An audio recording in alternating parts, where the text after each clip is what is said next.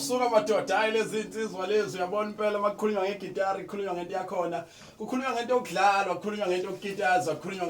ngovale inceba noSanda mfoka Magubane